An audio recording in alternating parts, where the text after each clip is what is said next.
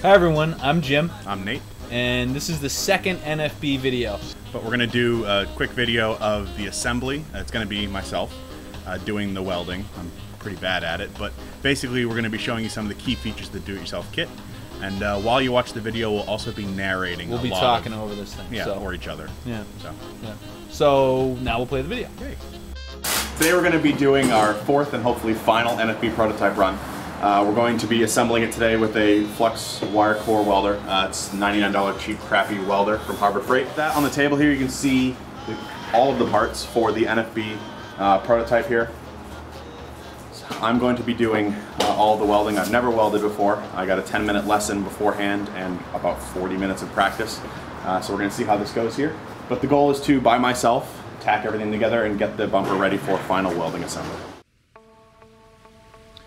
Here you're going to see a SolidWorks representation of the end cap going together. This is a good representation of the order that these pieces are going to get tab and slot together. And now we're going to cut to the real world example. So here you can see the precision that is required to have these laser cut parts fit together.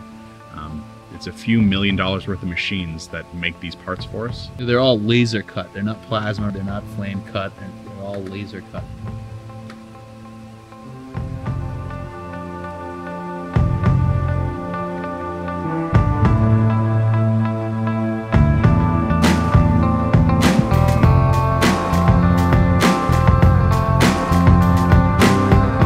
Normally, if you were to try to jig these pieces together as separate pieces rather than tab and slot welded bent assemblies that we're doing here, it would take you much longer.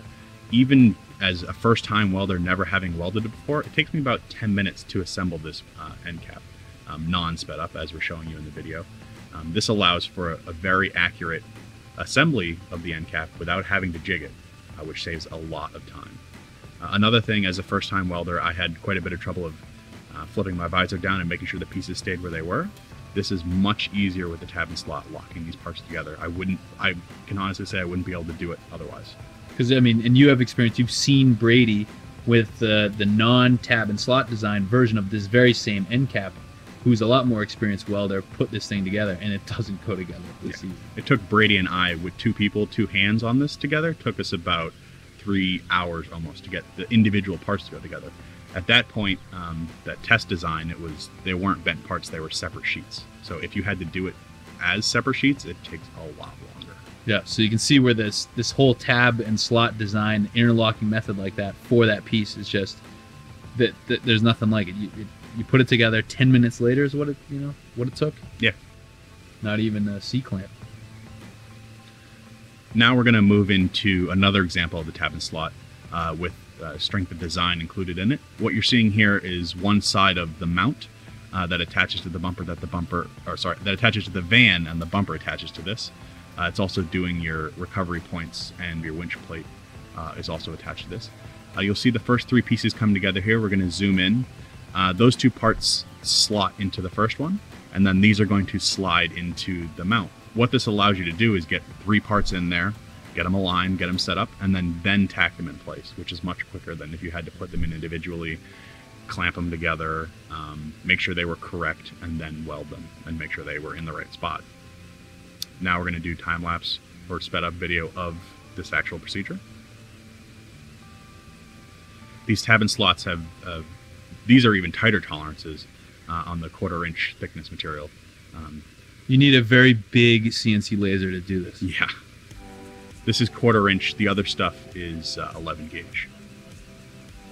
Now we're going to have just the basic arm come in. This arm will now lock in place and support itself, so I don't have to hold it as much as if it didn't. It's going to lock into the mount top and those two pieces that just went in. This is done in a specific order, which you'll get in the directions.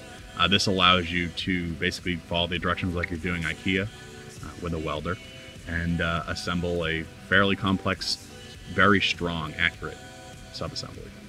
And you can see the way it's designed, so it goes together easy, like one of those dinosaur skeleton puzzle things, but it's also really, really strong when it's as an end result. And it goes together easy enough that you don't need to muck around with all the clamps and stuff like that either. What you see here, this is another cool feature. What this is we wanted to put in a lot of situations in the bumper, there's nuts that need to be in there for fasteners, but we didn't want to weld nuts into your bumper. Mainly because what will happen is if those nuts rust out over time or you strip one out, it would be a huge pain to take out a welded nut from the subassembly. So basically, those nuts are held in place for when they're loose or not fastened. But yep, now after those nuts are held in place, we're going to add on the 2 side plates. That locks the whole, that kind of aligns the whole section that goes together there. This allows me to basically it's holding all those parts together and supporting the arm. So now I can go back in and tack the whole assembly together. Again, there's one clamp holding it to the table. Yeah. So, and then, but that little nut carrying cassette is really cool because that means that you're not married to, you know, if those nuts, the whole bumper assembly can be maintained. You can replace those nuts. So that's the point of it.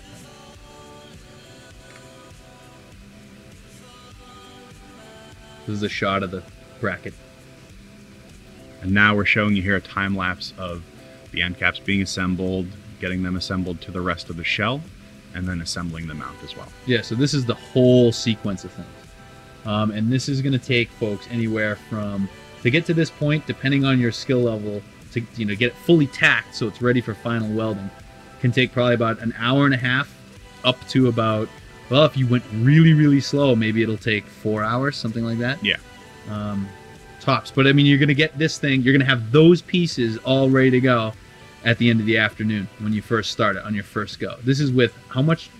I had 10 minutes of practice and 50 minutes of it was bad. And a $99 welder. Yeah. Nice. Exactly.